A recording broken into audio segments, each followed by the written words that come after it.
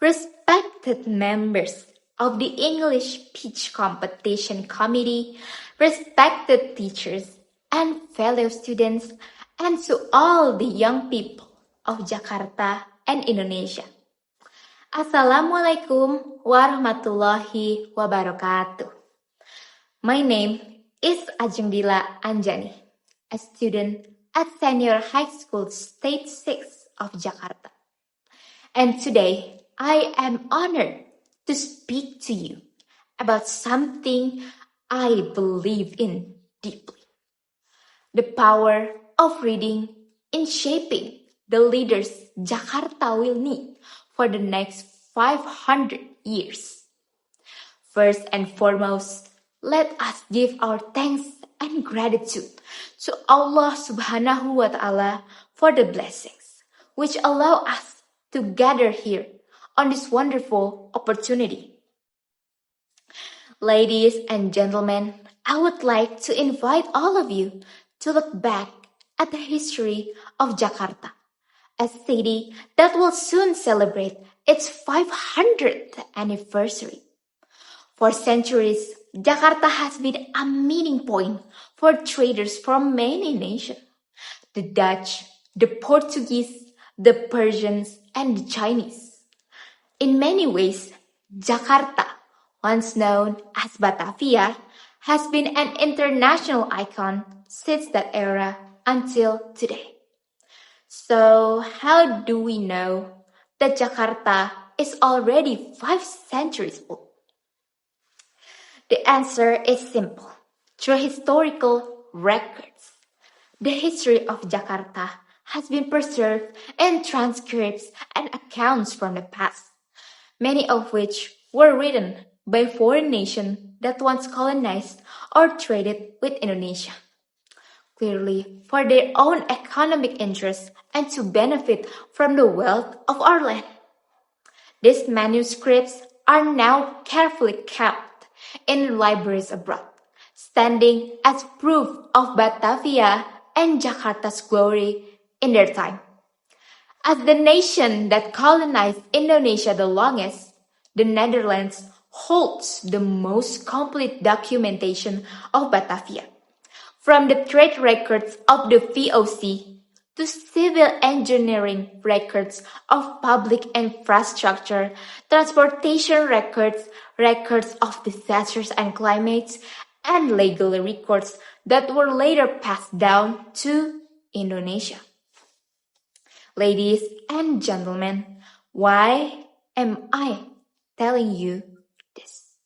Because it teaches us something important. All of this knowledge could reach us today only because someone wrote it down and because someone else was willing to read it. First thing first, I would like to share a short story of mine. Since I was a child, my father used to tell me stories from books every night before I went to sleep. At first, I thought it was simply his way of keeping me company at bedtime. But over time, I realized that those stories were the first window through which I saw a world far bigger than my own bedroom.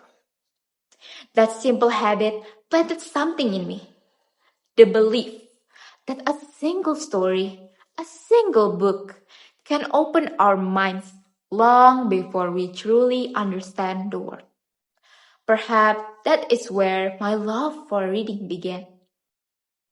By reading about the past, by reading the books left behind by history, and even by reading text in foreign language, we come to understand the greatness of our nation.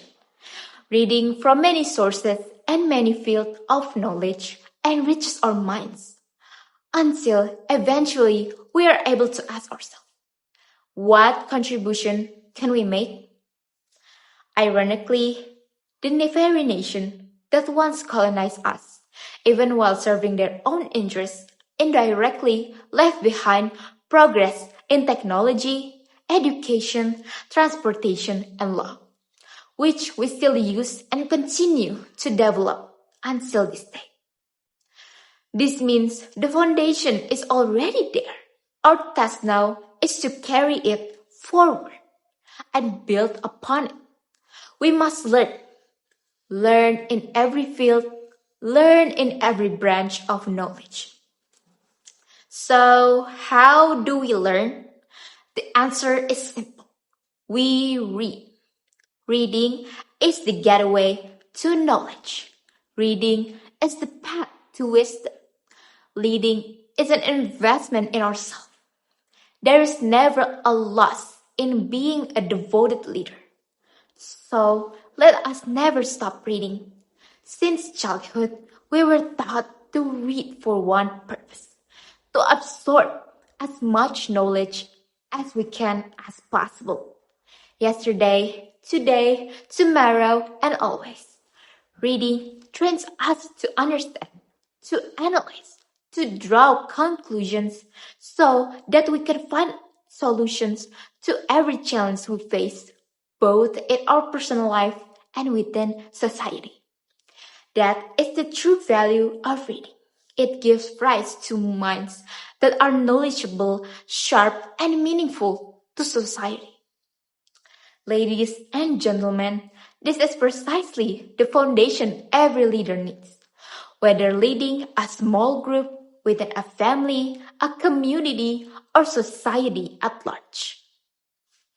When a person's knowledge is complete and well-formed, others will naturally place their trust in them and support them as a good leader. A good leader can be recognized by how much knowledge they have absorbed, which is then reflected in their thoughtful words and wise decisions.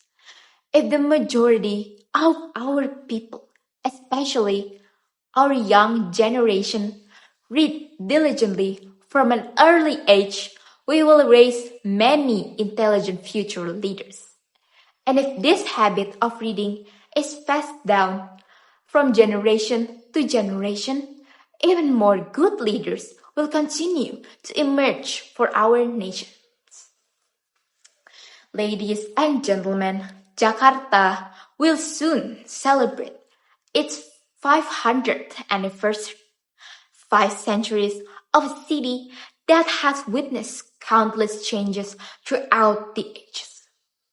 The question we must now ask ourselves is, what will we leave behind for the next 500 years? I believe the answer begins with something simple. Reading today to lead tomorrow. We support the rise of good leaders. Jakarta longs for good leaders. Indonesia longs for good leaders. So let us begin with reading. Let us absorb as much knowledge as we can and become the leaders of tomorrow with strong character for Jakarta and for Indonesia. That is all I have to share. I apologize for any words that may have been imperfect. Wassalamualaikum warahmatullahi wabarakatuh. Thank you.